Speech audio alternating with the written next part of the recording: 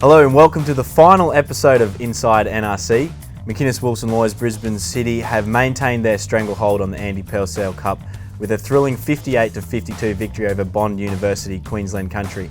Joining me this week to talk through that game and review the season and take a look at the players who lit up the competition is St George Queensland Reds head coach Nick Stiles. Stilesy, welcome to the couch. Thanks very much for having me, Acco. It's a pleasure to have you here, mate. Surprised it's taken this long.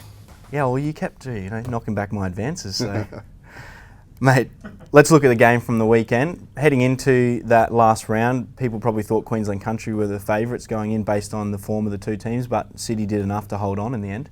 Yeah, I agree with you. I actually thought going into that game that country would have been slight favourites. You know, the way they had been attacking all season, they'd really lit the competition up with their attack and run meters. So I thought they might have just had the edge in the back line, but Brisbane City forwards really came out, stepped up and muscled up and denied the countryside a lot of time and space.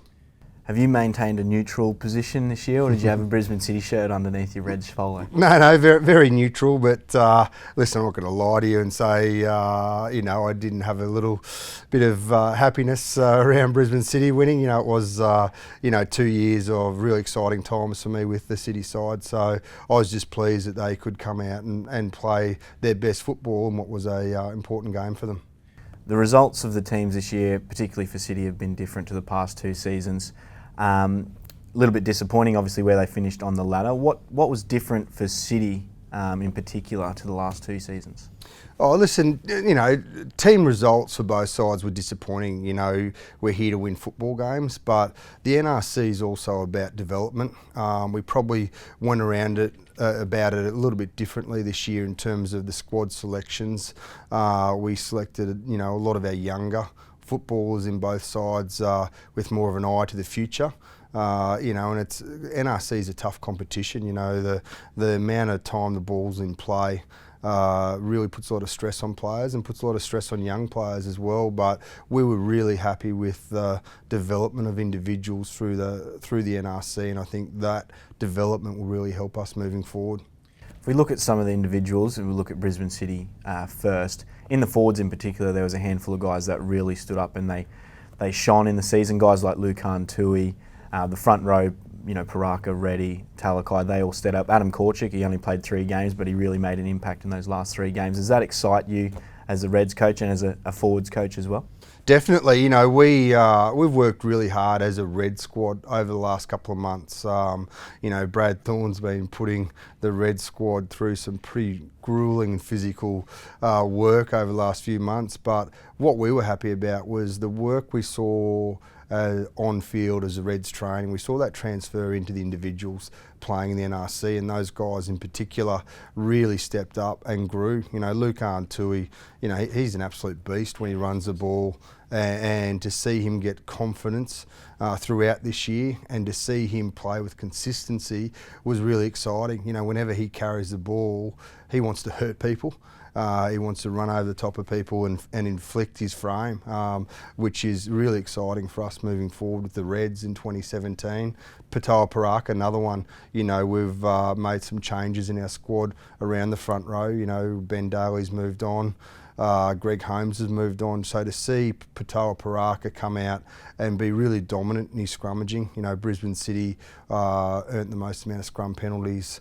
Patoa was very dominant with regards to that, and even what he did around the field. He's got very nice touch with the ball in hand and really inject himself into play. So that was a really pleasing thing for us too. And Adam Korchik, a player that's probably fallen off the radar of a lot of Reds fans' minds because of his ACL injury that he did last year. It was just great to get him back and just get some game time.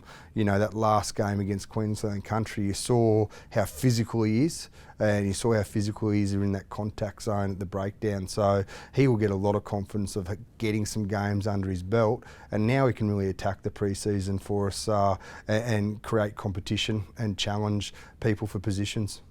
In country, there's a couple of guys who really took their opportunities as well. We've got a lot of depth in the second row because Isaac Rodder, he played really well, along with Tui for City.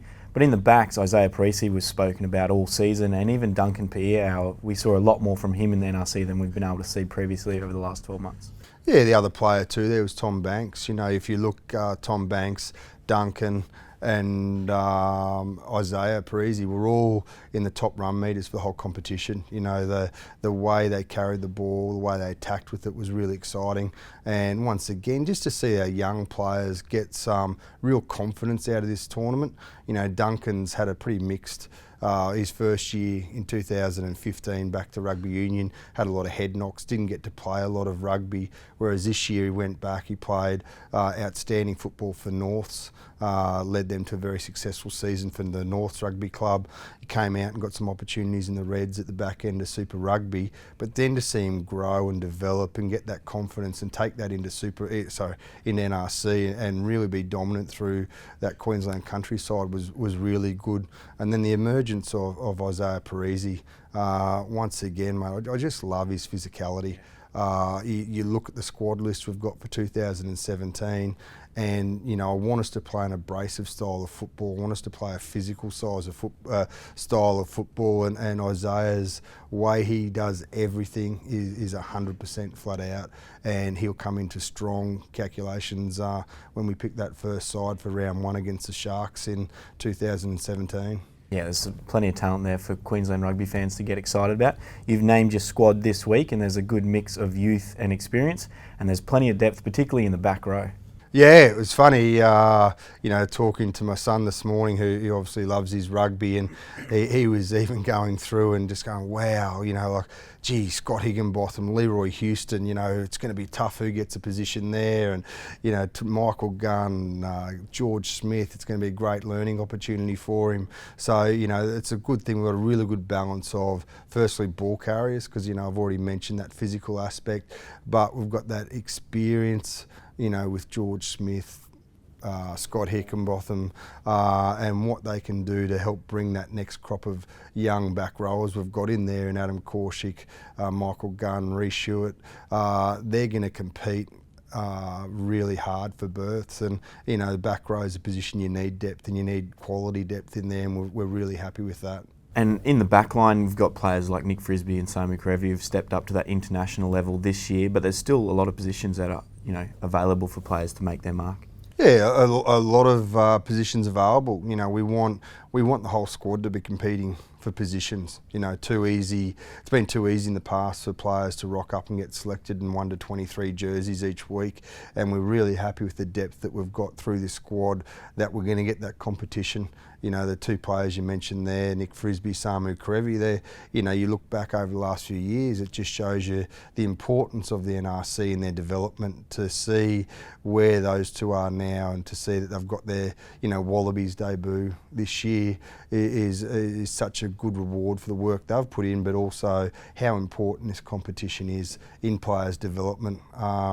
You know, I'm really excited about seeing players like Samu and Nick, you know, mixed in with your Quade Coopers, mixed in with some exciting prospects like Campbell Magnay, who unfortunately had to miss the NRC through injury. You know, really aggressive footballer. Chris Kurudrani, Eto Nabuli. You know, there's a really good mixture of backs that we've got there for selection next year, and someone like Quade and Samu, who's getting so many minutes together with the Wallabies now. That combination's important, and that combination will build confidence through the rest of the back line next year. It's a really exciting squad, and one that will whet the appetite of Queensland rugby fans. Stylesy, thanks very much for joining us on Inside NRC this week, and all the best for the pre-season and the 2017 Super Rugby season. Oh, what a pleasure, Acco. Thanks for having me on, mate. Been looking forward to it. And thanks very much to the fans for tuning in, week out. That's the end of Inside NRC for this year, but make sure you stay up to date on all Queensland rugby news at redsrugby.com.au. And answer the call and get your 2017 Reds membership at redsmembership.com.au. Bye for now.